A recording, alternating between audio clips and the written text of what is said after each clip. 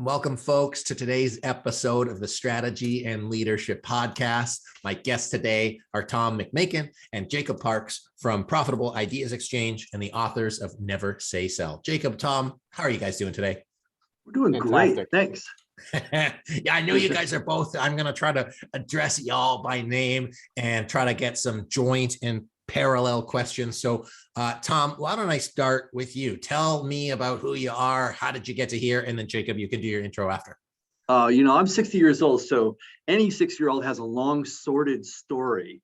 It only depends on whether it's short version or not.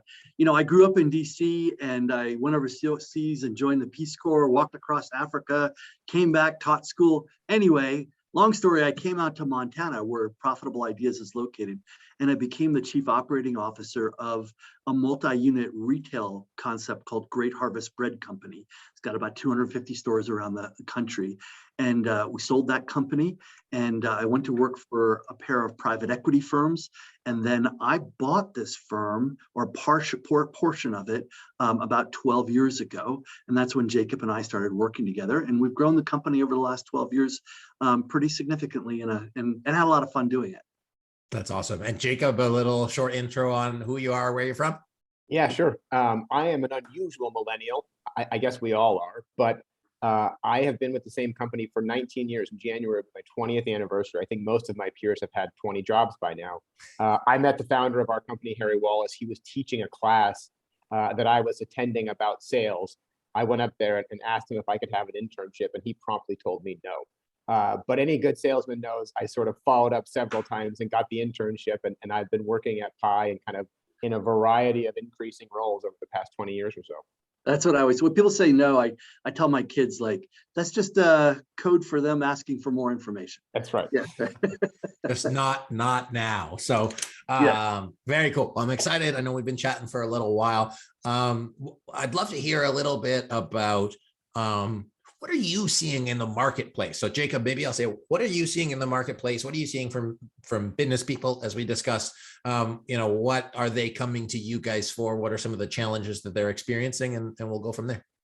Yeah, so I think one of the things that is sort of, the elephant in the room is the talent landscape is difficult right now. I think that we feel very pleased with the work that our team has done in sort of recruiting and perhaps more importantly, engaging what we consider to be really star people in our company. Granted, I think that we have a slight advantage being in Bozeman, Montana. People like living in the place that has the best fly fishing and the best skiing in the world, subjectively, not objectively. But I think that's going on. And I think that increasingly, I'm moved by the writing of Dan Pink, the person who wrote To Sell is Human, on just how important persuasive skills are in getting anything done in a company, not necessarily selling a widget, but in pushing an initiative, in doing something innovative. I have found over my years that developing persuasive skills is really kind of quintessential to any career. It's interesting, Anthony. I'm going to build on that. I think Jacob's absolutely right. So we've got this 80-person company that is in Bozeman, Montana, that Jacob and I run. And what we do is we help big companies that have 3 letters and are in our mark, New York, or big companies with their business development. And what we're finding with them, our clients, is that COVID really put the hurt on their sales efforts. They were used to jumping on planes every day and going to visit clients, trying to add value and ultimately engage and expand the scope of the business that they're doing with them. And COVID grounded everybody, and it became a Zoom world. And that has been hard for our clients. They've not grown with new clients. I would say the last 2 years, people have doubled down with their existing clients with whom they've already built trust. COVID and Zoom, it's just incrementally more difficult to build trust with the people you want to work with. I got that. So I do want to ask about that changing sales growth landscape, because as somebody, as a consultant myself who does strategic planning and sees companies that are seeing their 3-year future and saying, hey, how do we get there? And talent being one, obviously revenue growth being the other. There's some challenges and opportunities there. So before I ask you about what opportunities you see, I would love for you to tell me about the importance of collaboration. So Tom, like, why is collaboration important? Why is connecting powerful minds important? How does that support leaders, and how can that support our listeners in adopting that more readily in the future? Yeah, so I think by way of background, the way we help with these big companies is we pull together groups of executives that they want to help. So let's say we work for the supply chain practice of a big company, and they want to work with chief supply chain officers and other big companies. We pull together roundtables where they can swap what works and what doesn't. And look, I think to answer your question directly, all of us have never done what we're doing before. We're all making it up. Jacob and I have never led an 80-person company out of COVID in 2022, niched on business development. Never done it before. This is our first time. We might have done other things, bread companies or whatnot, but this is our first time doing this. All the executives, managers, senior managers at large companies, small companies, they've never done what they're doing right now before. It's a changing landscape. And it feels really good to locate yourself in a kind of universe of peers, not just to learn best practices. That's like, you can be greedy for best practices. Oh, that's a great idea. I hadn't thought we should hire a consultant to worry about our cybersecurity, but more to just make sure that we're not outliers, that when people talk about artificial intelligence, when senior executives get together, they go, yeah, we're doing a little bit of robotics, but we're not really doing AI yet. That seems like a couple of years off. It's reassuring for us to hear that the chatter we hear in the media maybe isn't what everyone else is doing, and we're safe doing what we're doing right now. A little bit of a kind of risk avoidance perspective. Does that make sense? Tom's so right. I mean, there is this great Michael Lewis book, The Undoing Project, that I think highlights exactly this trait, that is basically we are programmed to avoid risk more than we are to seize opportunity. And I think we find in all of the history of doing these collaborations, that's a lot of what people are doing, not necessarily seizing opportunity, but making sure that they're sort of mitigating the risk of missing something that their peers are doing. But collaboration is really in the news right now because I think a professor from Harvard Business School and a professor from Stanford Business School recently collaborated on an article in Nature magazine that said that there is less creativity when people are not in the same room together. When they collaborate by Zoom, there's less innovation, less creativity. And they don't know why.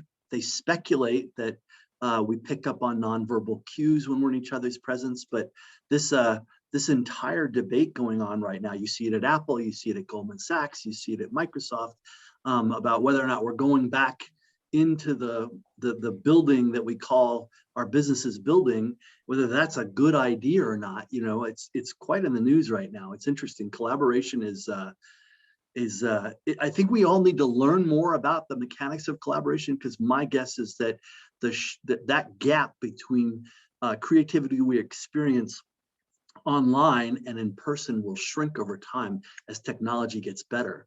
But we need to guide technology in its effort to get better by thinking about what is it that's different about this conversation right now versus one that's in person. Cool, I got that. So I'm curious. So I'll ask each of you, and I think you'll answer it differently. So as our listeners might have alluded to, Tom and Jacob, you might be at different relative stages in your career. Okay, so one of you is older than the other, which is by nature. And so how do you see I want to use the word preponderance, but also approach to your respective generations towards not necessarily working online or collaboration, but the willingness to get into that group learning model? Like, I've led peer groups. I know that they're super valuable. We lead big stakeholder groups. I know they're super valuable, but I do think that different generations have different apprehensions about different things. So, Tom, from your kind of generation and people who might have more experience, do you find that they are more or less willing to engage in that kind of thing, whether it's for opportunity gain or risk mitigation? How do you see their approach and appetite for that? Hopefully for our listeners to say, oh, great, like it's not as scary, or here's some of the things that I might want to consider wherever I sit. Okay, so speaking on behalf of the nearly dead, I think that's my position in this. I think that there was a hesitancy to jump from phone calls to video calls. That was scary.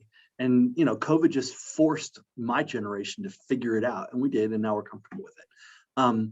But I would say in general, if I were going to look at a group of 1,000 people and say, who values coming together and swapping best practices, I'd say I would divide it less by age and more by personality type. There's some people that just that think when they're talking to other people. So as I ask you a question, it prompts something in my mind.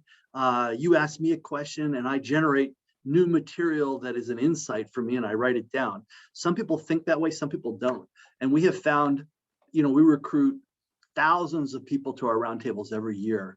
And, some people it's not a good fit. Some people are a good fit. So I don't know, Jacob, whether you've got a sort of different point of view.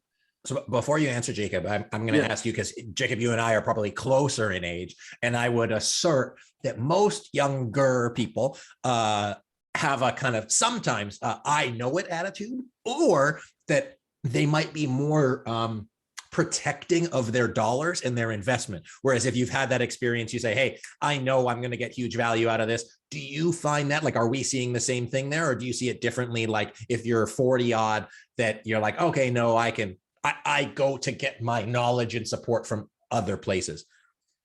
Yeah, so I think I agree with what Tom said about kind of the personality. I also think that there is an element of it that is sort of with reference to the stage of a career that one is in.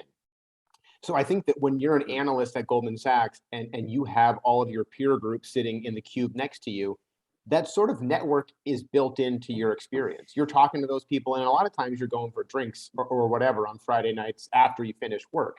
So I think as you grow in your organization and you become solely responsible for a big budget or a big risk, then you want to reach outside and start to network. One thing that I find just fascinating, and I think this goes back to what Tom was saying, is that everybody in the world knows that it's better to be in person for the most part, that it's a more enjoyable experience. Recently, we had one of our advisors in, a guy called Walt Schill, who used to run North America for Accenture, and he taught us a class on storytelling.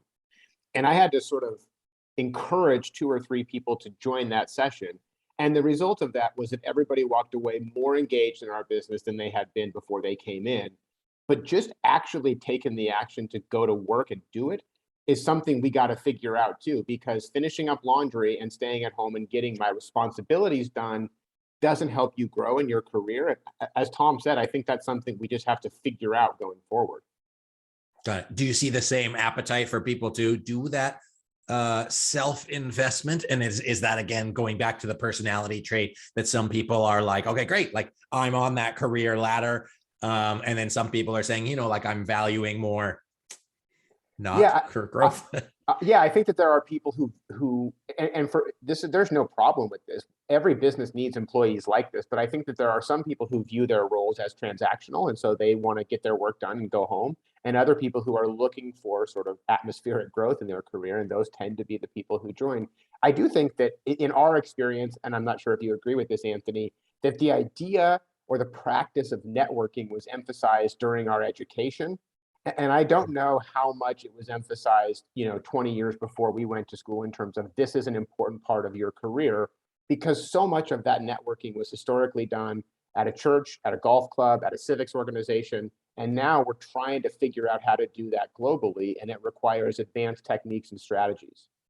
Yeah, I really embraced it. Like I personally liked it. And that's how I believe I got smarter, because I got to interview folks like you, and I got to like handshake people and ask them the questions I really wanted to know. And I also wonder, like at 2 years not doing that, are people still flexing that muscle of meeting? But I think that, getting to share your problems that you're dealing with in that type of setting is invaluable, because you have to have people in that same kind of sphere and environment that you are, but not in the same fishbowl that you have the same kind of constraints. So it's just interesting to look at the dynamic of collaboration inter-organizationally and externally, and to see how that evolves.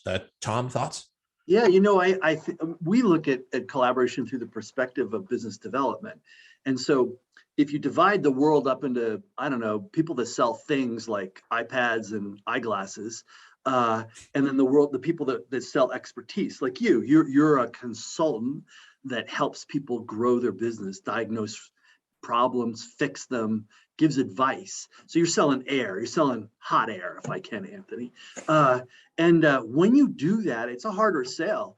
You're selling on relationships and reputation, and your sort of your insight into the world. And in order to do that, you need to build trust with the people that you want to work with. And I'm going to get a little technical for a second, but there's a professor at Kellogg that calls what we do selling expertise a credence good.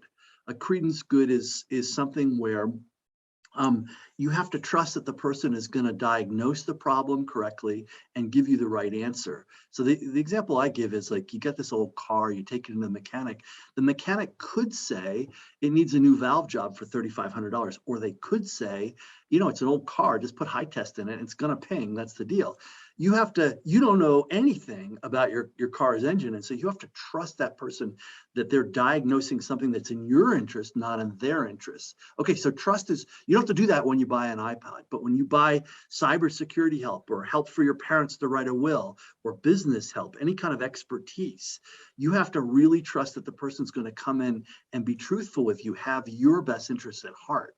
And building that trust is really difficult, but one of the ways human beings build trust is by collaborating with each other. And I think that's a central insight on which our company is built, is that you're doing it right now. You're hosting a conversation in the world about business, and you're facilitating a conversation that makes us all smarter and generates in our minds questions and answers. And in that way, we get to know you, you demonstrate your intelligence, and we grow to trust you, and we want to engage with you. So it's that, what you're doing with us right now and the world through this podcast is exactly what we do for our clients. And it's interesting that collaboration would have this like door through which people could pass and build trust with the people they most want to work with. But that's what we found to be true. Jacob? Yeah, absolutely. He's right about that. I've also learned a lesson, I think, in the last few years. I was talking with a professor at Gonzaga, Chris Stevens, about network development. And I think what I've learned is it's incumbent upon me to develop the right network, a good network. And so what are the kind of elements of a good network? I think the trust part that Tom talked about is key. You got to have people you trust. You got to have people who are in your same role or sphere so that you can compare notes on sort of like things. You can talk to them about things that they've understood and been through as well. And then you want to have a few people, I think, who are outside your world. Really good friends, close confidants, people you've worked with in the past to just bounce new ideas off of. But I would say if you have early career people listening to this, I think what I've learned in my career is that cultivating a network is really important. And there's a variety of techniques and tools like LinkedIn and different things to do it. But it's important, and it's something we should be proactive about. You can't just let it happen to you. You know, it's interesting, Jacob, that you say this, because I think that there was a Chicago professor that said that when people have many different careers and different realms, their networks are richer and they advance quicker. So let's just think about that for a second. So you think about your friend that got a accounting degree, became a CPA, became a manager, became a partner. They're rising through the ranks in one profession. What this professor said is that increasingly progress in a company and innovation comes not from us like having a eureka moment like Galileo or Archimedes or something like that. It's we're borrowing brilliance. So that's the name of a book that I think describes this, but we're borrowing brilliance from other domains. So maybe I worked in a nonprofit domain and I saw a best practice that I put into a tech company that I'm working for, or I work for a governmental organization and I see something good that would work in the nonprofit. So it's interesting that when we look at collaboration and networking through the perspective of career advancement, actually reaching outside of your domain enriches your network, and that network actually fuels your advance.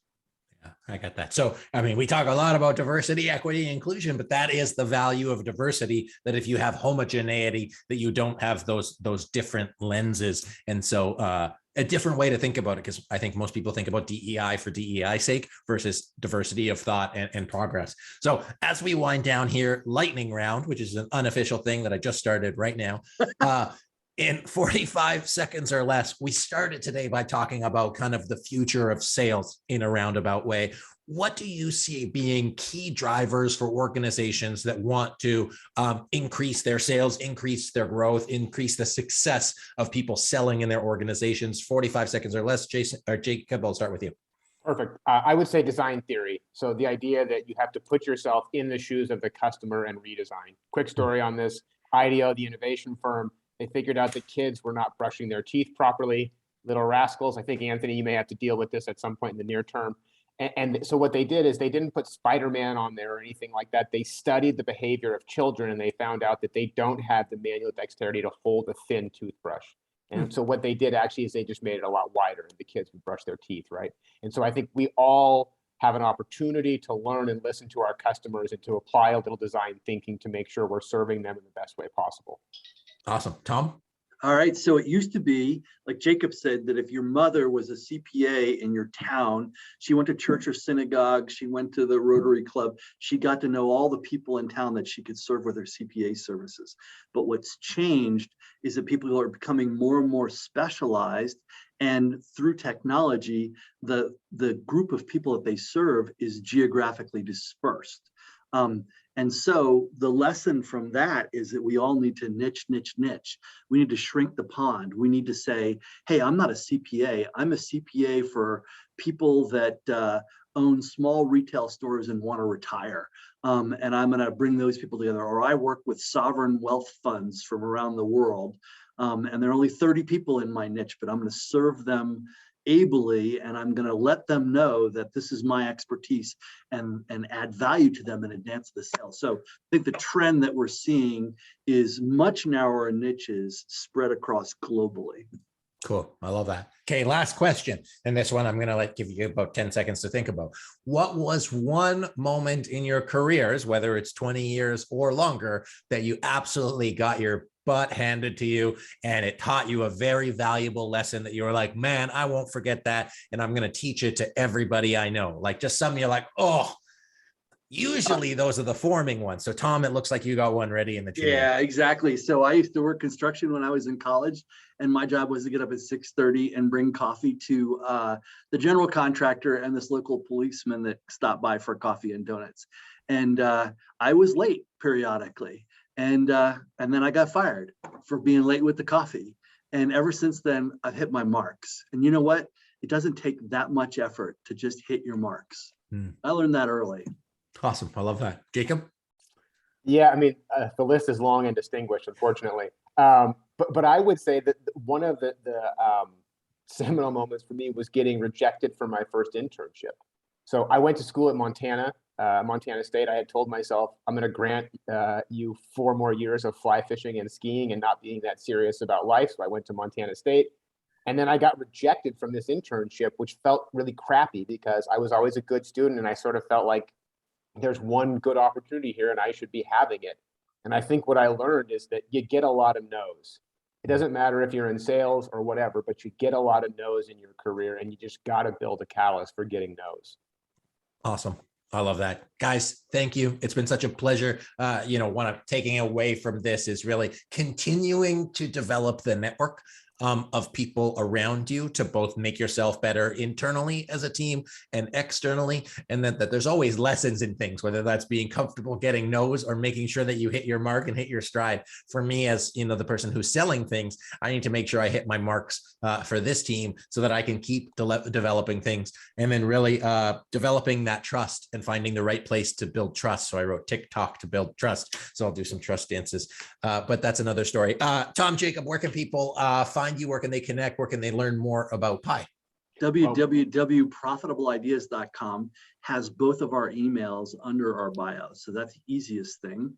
Or just get onto Amazon and buy Never Say Sell, or its predecessor book, How Clients Buy, which discuss some of our thinking around how collaboration can feed business development in expert services firms.